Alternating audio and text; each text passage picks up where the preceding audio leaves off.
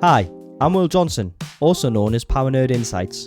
I work as a Senior Power Platform Specialist for Vantage 365, and I'd like to welcome you to this Power Nerd presentation. Hello there everyone, welcome to this week's Friday session in the Power Apps Challenge server.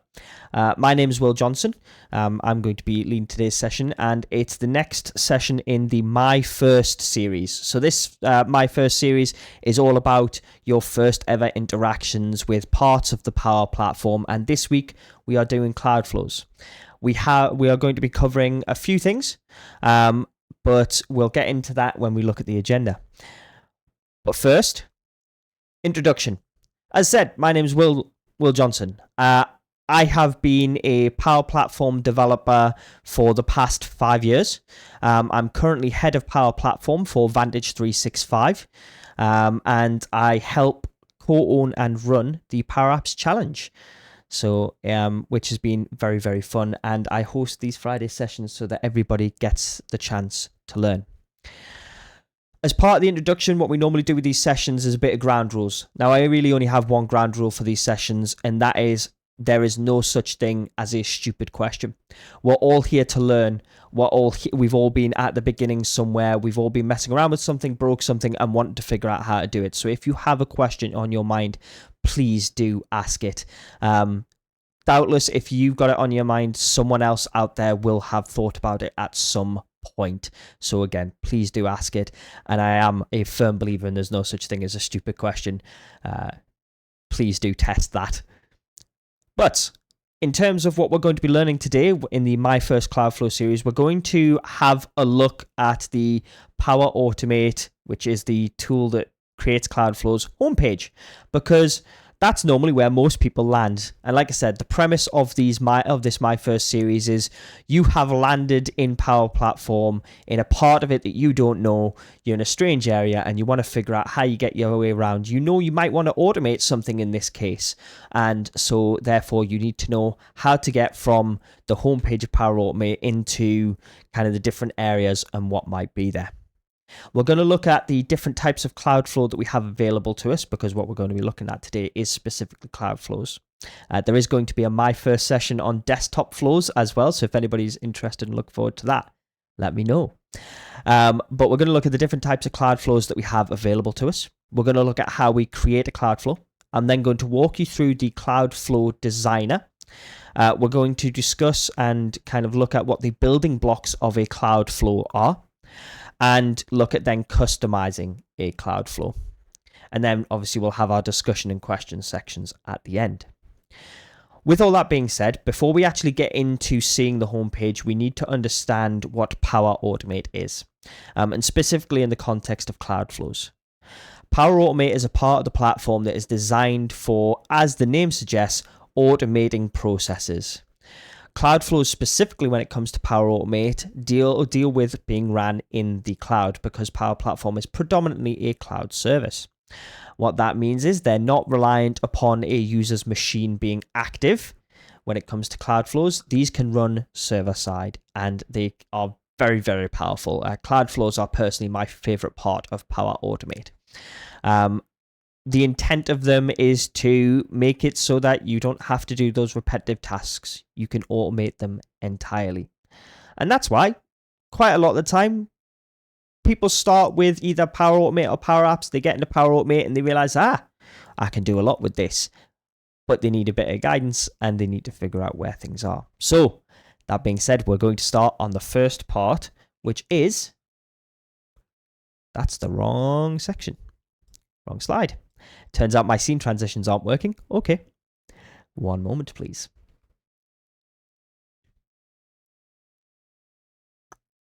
The homepage. So, as I said, the premise of the My First series is that you have decided you want to work with Power Platform a little bit, and you've found out about this brilliant thing called Power Automate, and you've gone to the web address and you're kind of sat here to some degree lost a bit. Well, this is your homepage. This is where you can see what Power Automate to some degree has to offer. But what can we see on the homepage? Well, as with most of the Power Platform tools at the moment, you are greeted with the Create Your Power Automate with Copilot. This allows you to generate Power Automate Cloud Flows using natural language processing. There's a few prompts in there. This can kind of sometimes be useful for when you're getting started with Power Automate and you're not quite sure how to put in actions. You can you can use natural language to describe the process flow that you're trying to automate, and then this will add in actions, which we'll see a bit later what actions are, and kind of build that Power Automate Cloud Flow for you, which you can then explore through and see how things work. As we scroll down the home page, Microsoft always give a learning section in here. I do recommend the the Microsoft Learn modules and pathways. They can be really good for building a foundation kind of knowledge within what you're trying to work with. And then we've got the more to explore in Power Automate section. What this does is it gets you to look at licensing, the community forum, any documentation it might have, and be able to make a feature request and identify common issues. These are links to other areas and communities that may be useful, so it's worthwhile knowing that they are there. But the big thing about the homepage that it's worthwhile knowing is this menu on the left hand side. This is where you are going to do a lot of your kind of navigating and working from the homepage. So you can see here we have the create option. It's worthwhile noting that the create option we're going to see in a little bit takes you in and allows you to then start creating Power Automate flows. You've got the template option. Now, one thing I always do recommend is if you are first ever getting started with Power Automate, go and have a quick look in the templates area. There might already be a pre-created template in there that matches your business need exactly. So take a look into it. Even if the template flow gets close to what you want to automate, you can take a look at it and then configure it from there. There are so many templates in here, it's worthwhile taking a look. You can see there's one for saving an Outlook email attachment to your OneDrive automatically. Take a look in here, see what's there, see what meets your business need, click on it. It'll create it for you based upon the template, and then you can build it from there.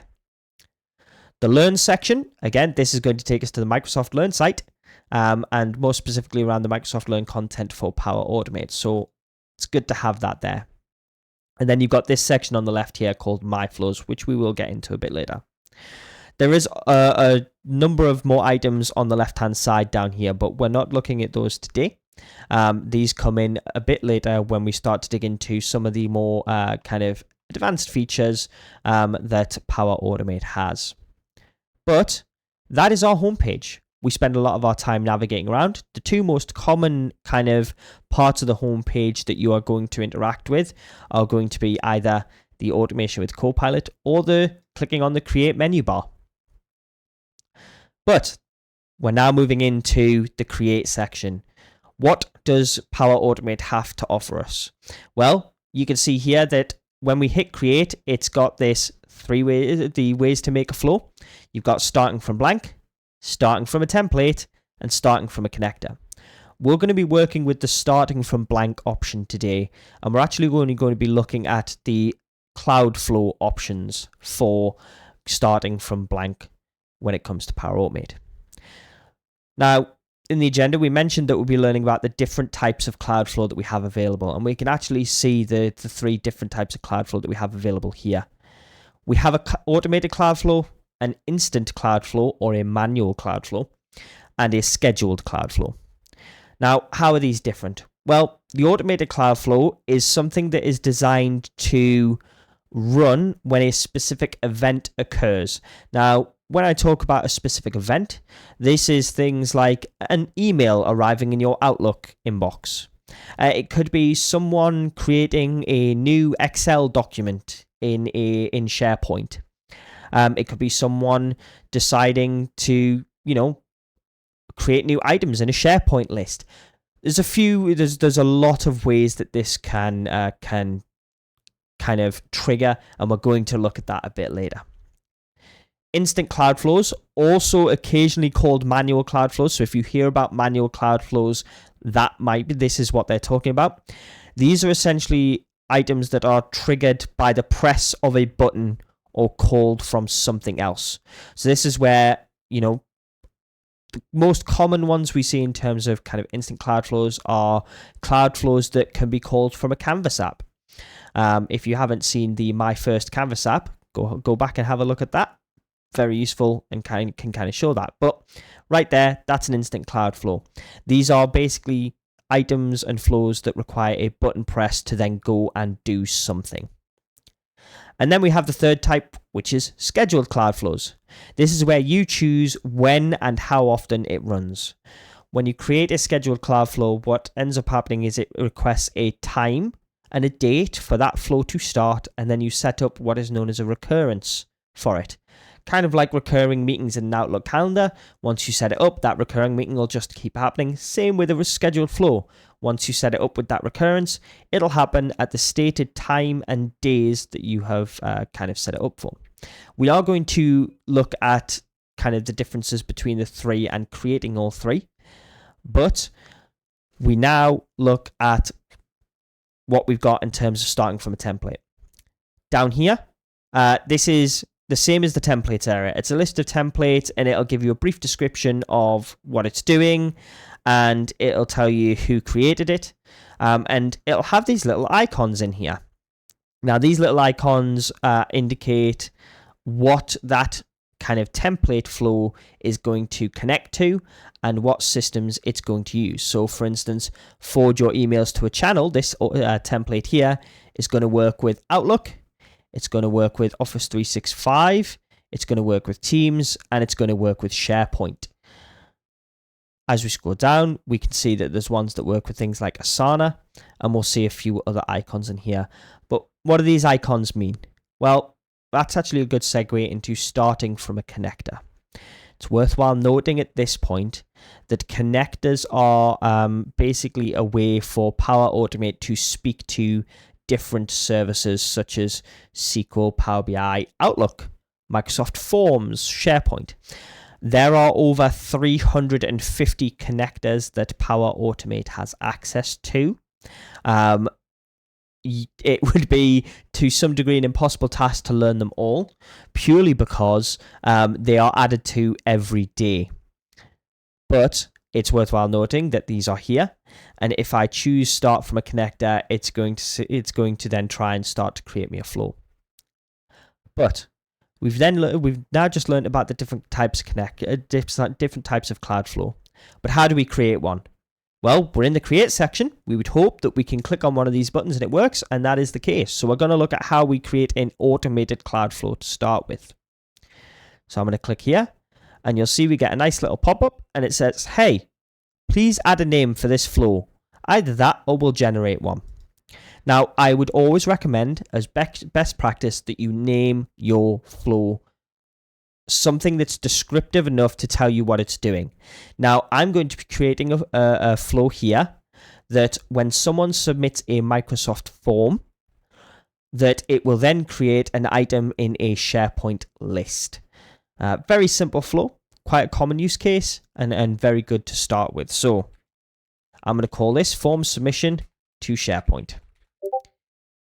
It'll then ask you to choose a trigger. So right here, choose your flow's trigger. This is one of the building blocks, the 3 building blocks of a Cloudflow. And we'll discuss a bit more about that in a few minutes.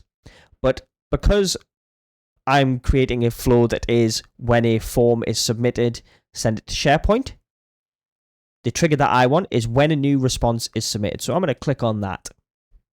I'm going to hit create. Now, the reason why this is an automated Cloudflow is because it is happening on the submission of a form. It's not me pressing a button. It's not someone else pressing a button. They're just picking, basically submitting a response through the form. Now, we're now in the Cloudflow Designer.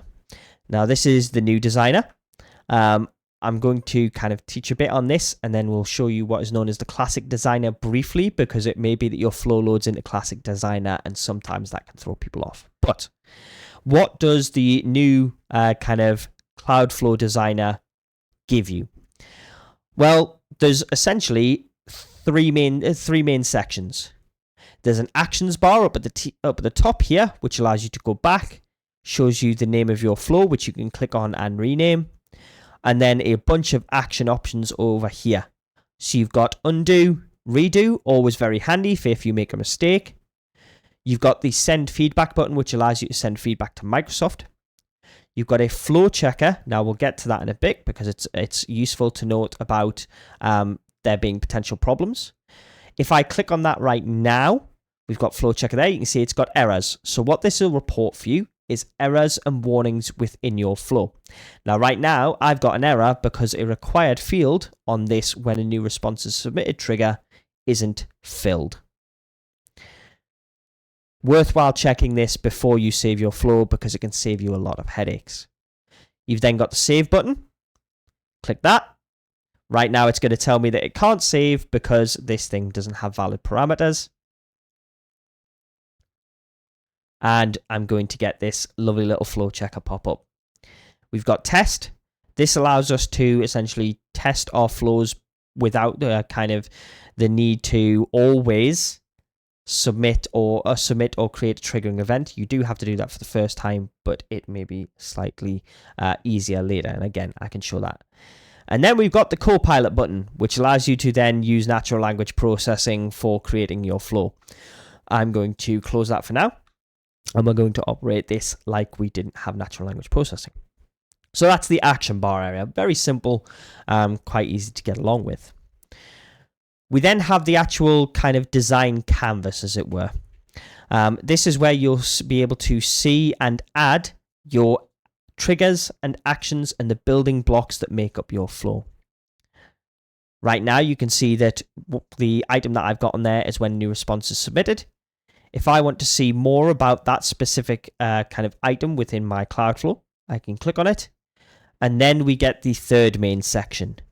This is the properties pane for anything that you have within your Cloudflow. Anything that you have in there, this is where you'll see how to configure it and customize it. So right now, I've got when new response is submitted, which is a form trigger. It's asking me to pick a form. Clicking there, I can see, hey, event registration, expenses, file upload, so on and so forth. So we're going to pick event registration. And there we go. I've configured my action. Now, that's just configuring it with the parameters. We do also have a few other bits. I'm going to cover settings, but we don't have to cover code view and about. That will be for a later session. So we have settings. We have general settings. The ones to note in here are things like trigger conditions. These can define when your flow trigger actually goes off. For instance, I could test who submitted that form response, add a trigger condition in here and say, hey, I only want this to trigger when the form submitter's email is equal to, and then give it a text string to match that email against. These can be really, really useful. We have concurrency control. As standard, flows can have multiple kind of calls to it and multiple runs at the same time. This allows you to queue up those flow runs. So you see here, if I turn that on, I can set it so that it only has 20 runs operating at any one time of this single flow.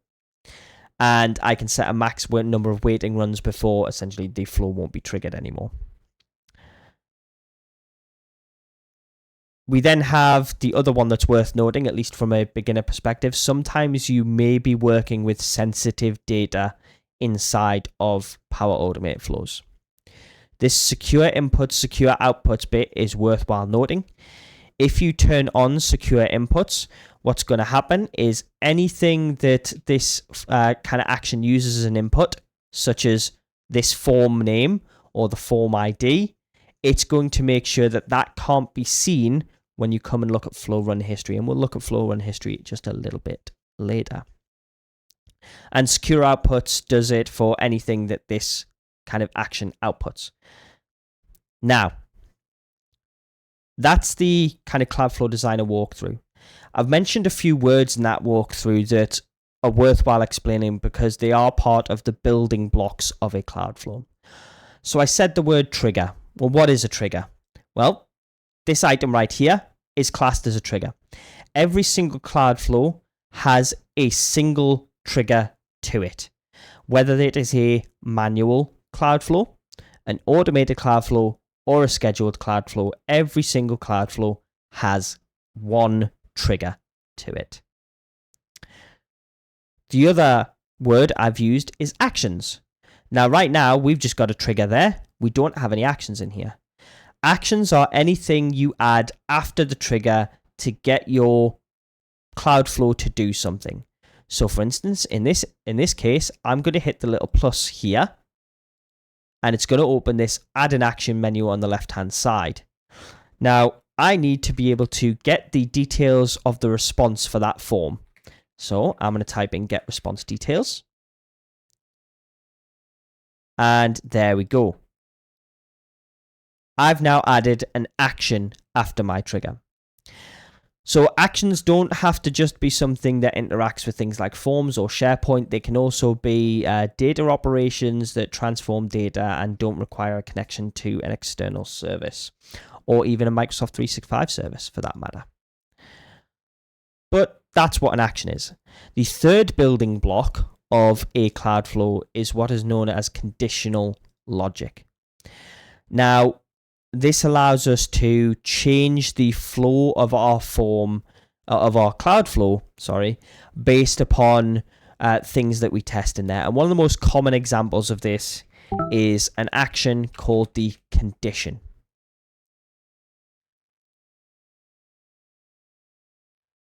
So when we look at that, that's my condition. It's saying, hey, choose a value here. Now, this is where we get into the next part of how Cloudflows work.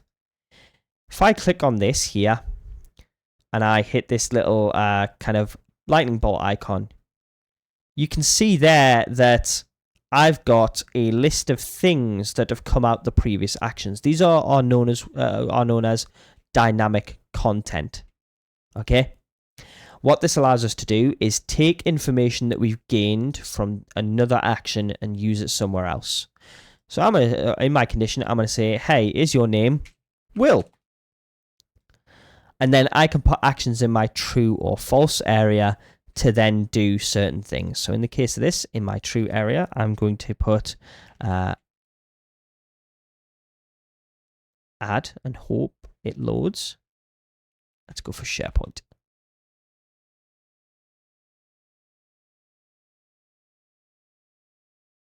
There we go. I'm going to choose create item here.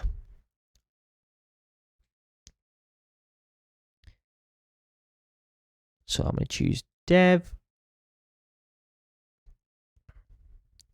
And let's drop it into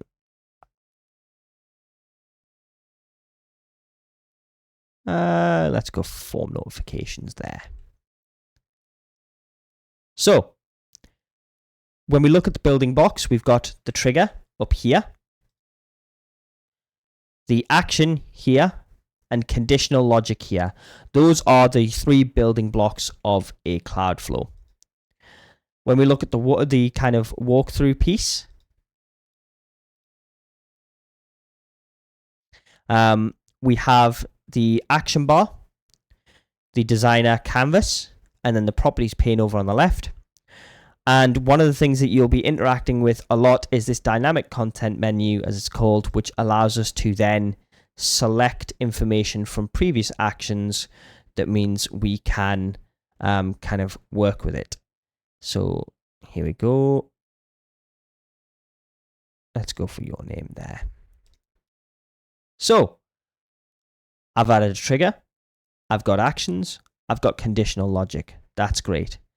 And we've actually learned about customizing our Cloudflow as well by adding actions, pressing that little plus icon, clicking on an action, and being able to look at kind of different options that it's got in it, being able to select lists and site addresses from drop downs, being able to adjust certain things about our actions, and then being able to use that dynamic content menu. Now, you may have noticed that beneath the dynamic content menu, there is something called an expression. For those kind of relatively familiar with PowerFX, this is going to be relatively useful, but the expression essentially allows us to do things with certain bits of information. So if I come in here, I'm going to use one of my most used actions to show this, which is the compose action.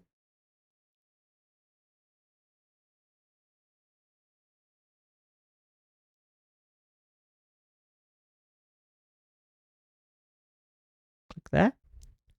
And I can pop an expression in here to say, oh, I'm going to put this to upper, and I'm going to choose your name. So expressions appear slightly differently, but as we look through the kind of functions that are in here, you can see that they've got string functions. What they allow you to do is certain things with bits of data. So for instance, the to upper action here is going to convert the name that I provide by form all into uppercase. I would strongly recommend looking through the functions. There is normally a function in there. One of my personal favorites is union, which allows me to take two collections of objects, multiple objects together, and then get the unique ones between both of them. But that's all well and good. We hit save. We've created our flow. We know the building blocks of the flow. We've had a look through the Cloudflow Designer. We've customized our Cloudflow. What do we do now? Well, we need to test it to make sure it works. Now, if you press test on a automatic Cloudflow, in terms of one that's triggered by an event, it's not going to let you choose the automatic test because there are no previous runs for this flow. So I'm going to choose manually for now. What I need to do before I do that is forms.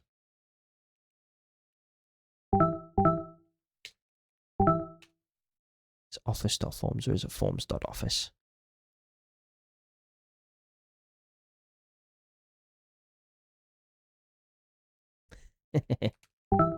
Okay.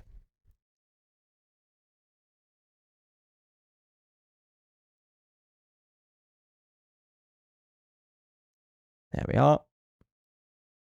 So when I'm testing, in this situation, I'm going to choose manually. What's going to happen?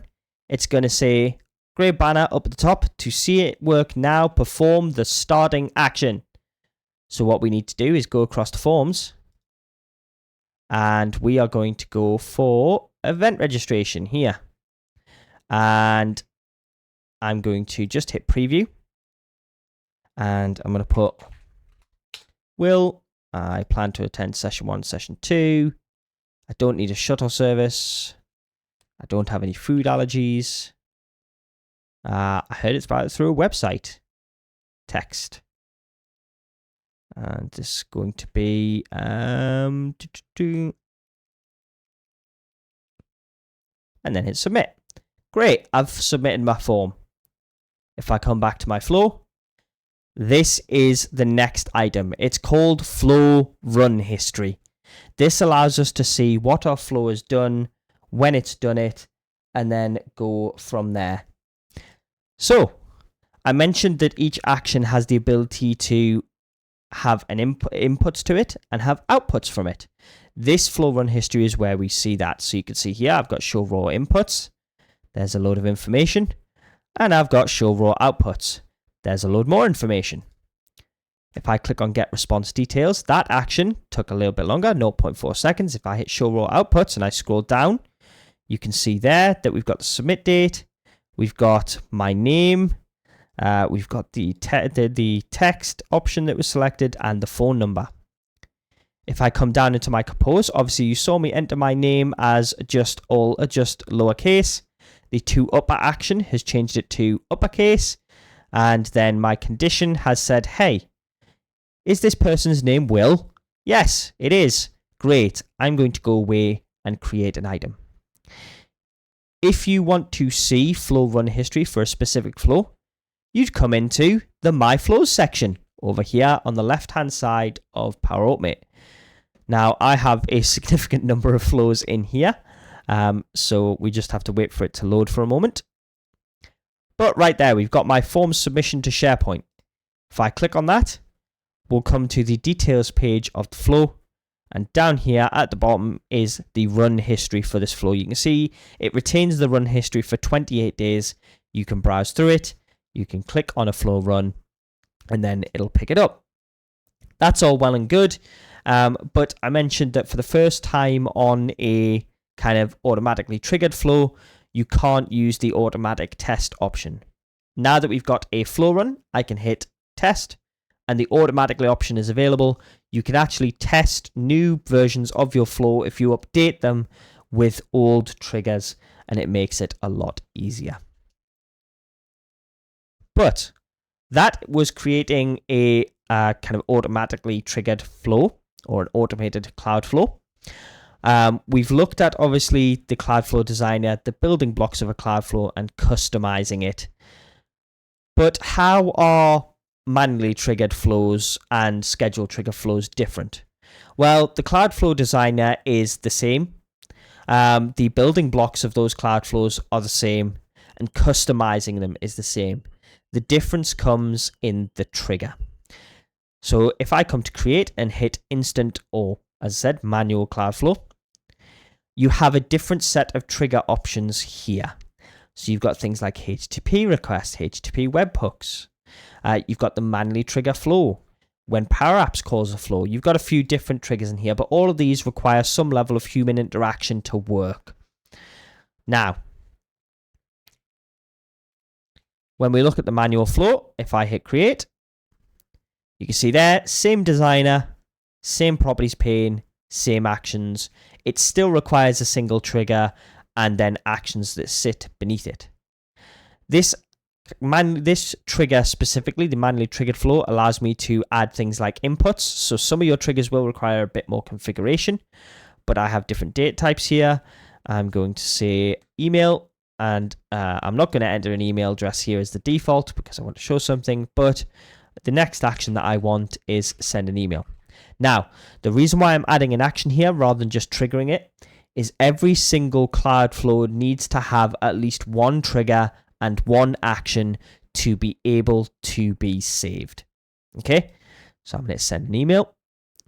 That's my action there, and I'm going to choose this little setting icons and hit use dynamic content.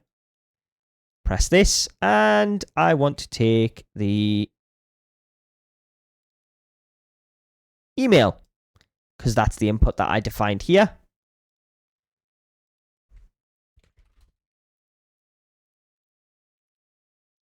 Enter in the required fields, hit save, and this is where the key difference for specifically this type of manually triggered flow comes in.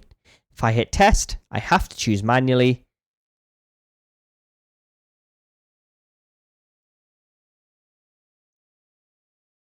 It should work.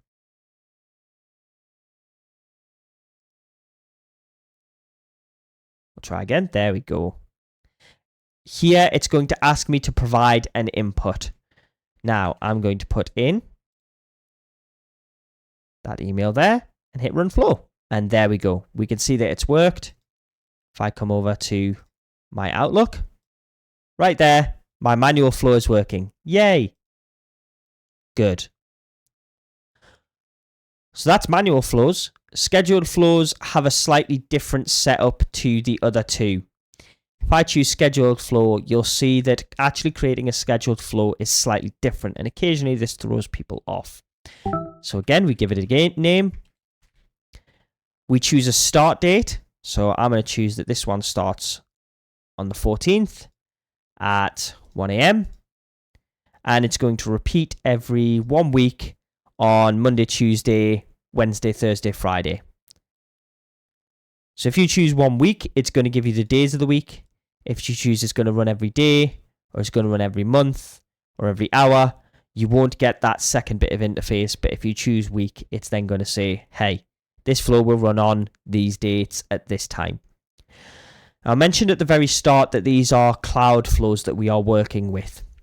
You'll see that with the scheduled flow, I've chosen 1 a.m. Even if I am not logged in, this flow will still continue to run. So worthwhile noting that if you set this up to run at 1 a.m, it will run at 1 a.m. regardless of whether anybody in your business is logged in. So just be aware of that. Hit create, and there we go. Same interface, same kind of designer, same properties pane, all there.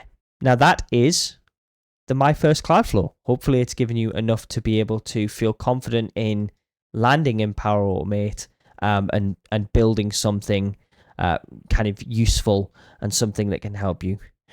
As by way of example, for some of the very first things that I ever developed in Power Automate, the reason I used the Microsoft Forms approach is because I had a workflow process where people were submitting a form and I had to enter it into 5 different Excel spreadsheets.